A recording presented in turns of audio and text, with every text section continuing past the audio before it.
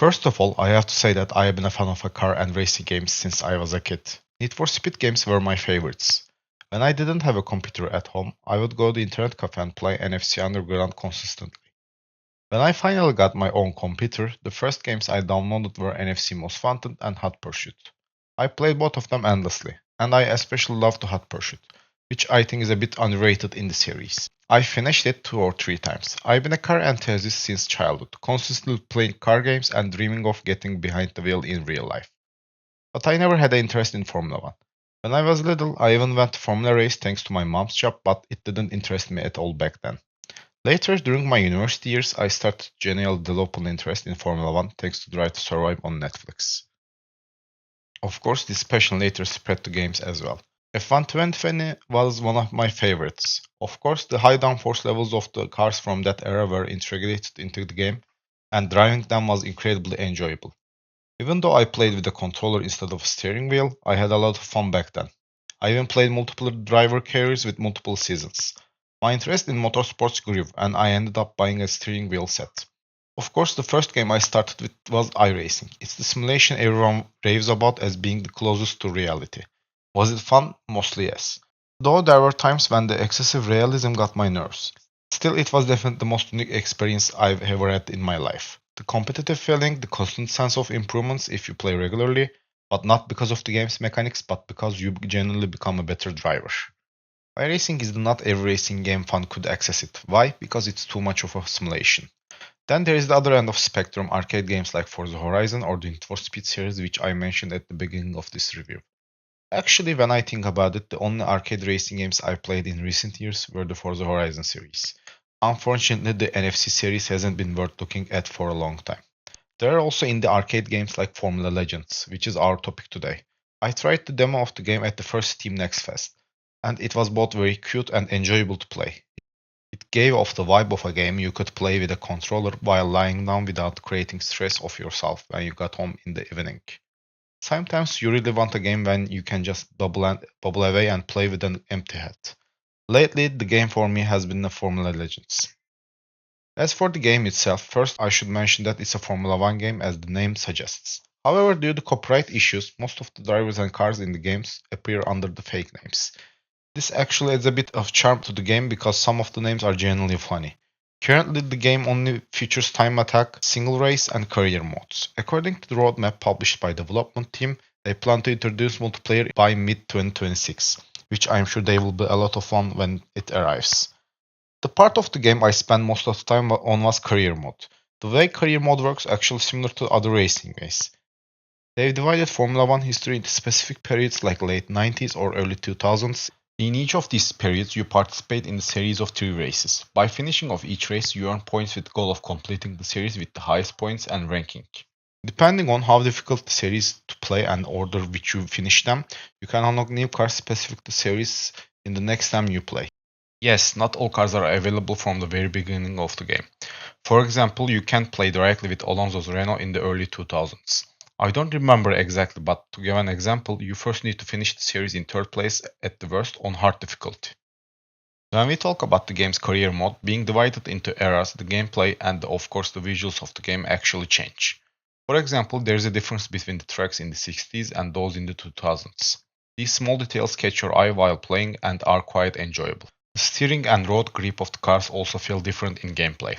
Of course, it's not as detailed as a simulation game, but it nicely conveys the technological difference between the vehicles.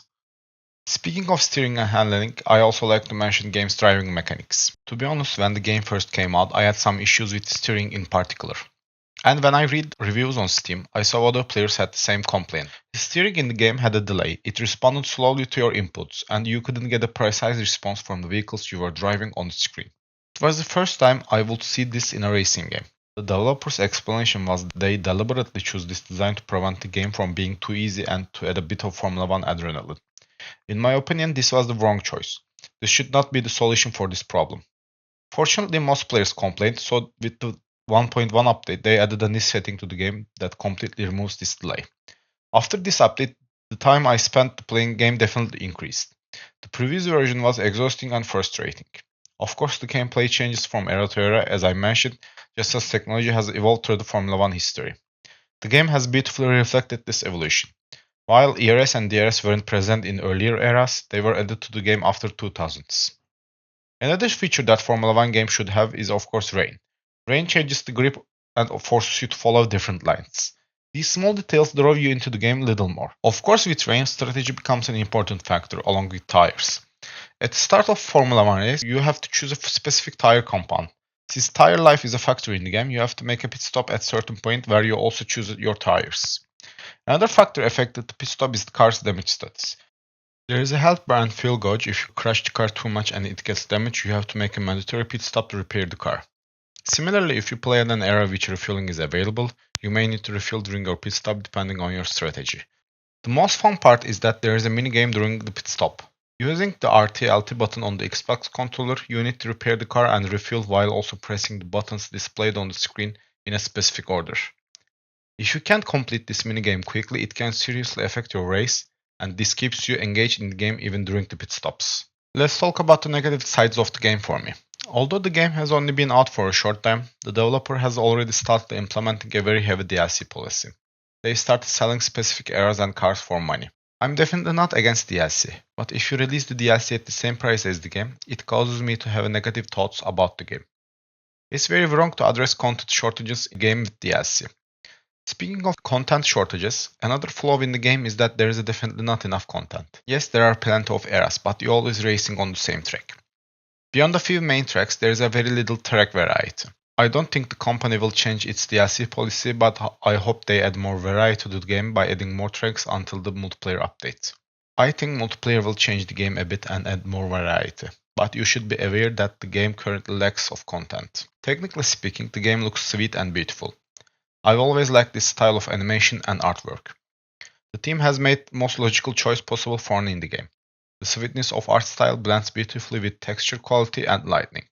The sounds aren't exactly like real Formula car sounds, but I didn't expect that from the game anyway. Even its arcade nature and license rights, I found the sounds quite sufficient and good. To sum it up, Formula Legends is an arcade and very sweet indie Formula 1 game. Even though they don't have a license, it doesn't detract from the game, in fact it's a nice touch. I wish there were more tracks in the game and it had been released with more content. Their attempt to compensate for this lack of content with DLC has cooled me off a bit. I hope they eventually address the lack of track variety and enhance the game further with multiplayer expansion. Despite this, you can pick up the game at a very reasonable price during Steam sales and enjoy cozy racing experience in evenings. The game's purpose aligns with this, and I can say it delivers on that experience. So my score for Formula Legends is